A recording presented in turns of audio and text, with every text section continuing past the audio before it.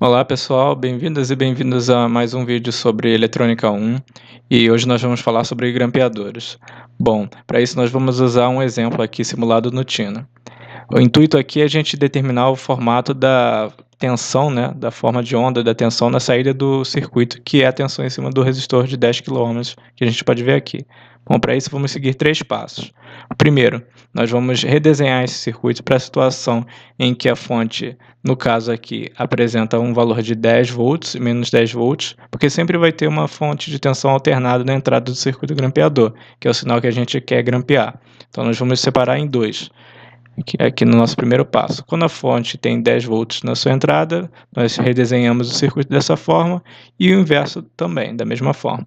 No segundo passo, nós vamos identificar em qual desses circuitos o diodo conduz para a gente começar a fazer nossas contas. No caso aqui, é quando a fonte de tensão, nesse caso, está em menos 10 volts. Bom, nós vamos primeiro determinar a tensão no capacitor. Para isso, nós vamos vamos fazer uma consideração de que o capacitor se carrega instantaneamente. E quando o capacitor se carrega por completo, ele se comporta como um circuito aberto. Então, toda a tensão desse circuito aqui vai se depositar sobre ele. Como que a gente acha esse valor? Fazendo uma lei de Kirchhoff das tensões. Nós temos 10 volts menos 5 daqui, menos 0,7, que é a queda de tensão no diodo que nós estamos considerando como de silício aqui, menos Vc igual a zero. Isso vai dar um valor de 4,3, que é o valor que ele vai se carregar, respeitando sempre a polarização aqui do capacitor. Esse sinal vai ser nesse sentido, porque essa corrente vai passar aqui, vai vir para cá e vai carregar nesse sentido. Então, é mais, menos. Uma segunda lei de Kirchhoff vai ser feita aqui para a gente achar o valor da tensão no resistor, que é a tensão de saída nesse instante, vai dar menos 5,7 volts. Então, nesse instante, a nossa saída vale menos 5,7. Por último, nós vamos identificar o ciclo em que o diodo não conduz, que foi o segundo lá que ficou desenhado lá no nosso passo 1.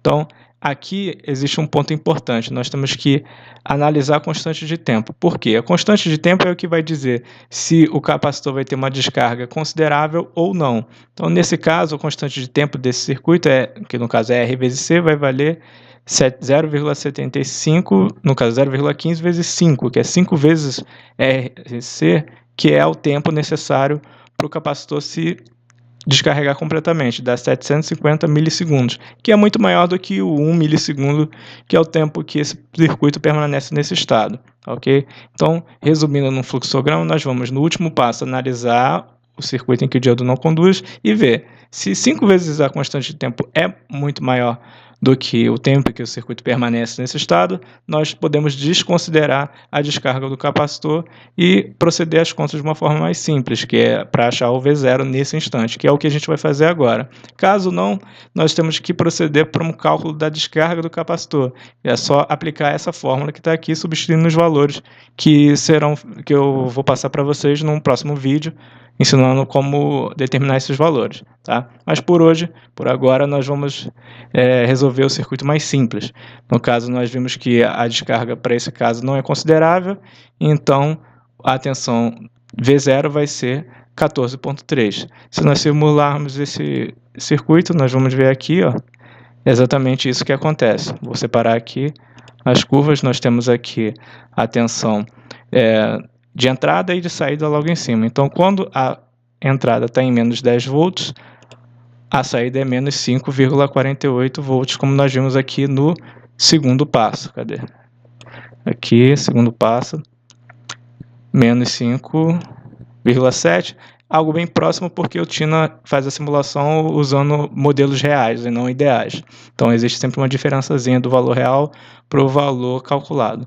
E quando a fonte de tensão assumir o valor de 10 volts, né, mais 10 volts, o capacitor já se carregou e ele vai contribuir para que a saída seja o somatório de 10 mais 4,3, que dá aproximadamente 14,3, aqui nós estamos vendo 14,5, ok?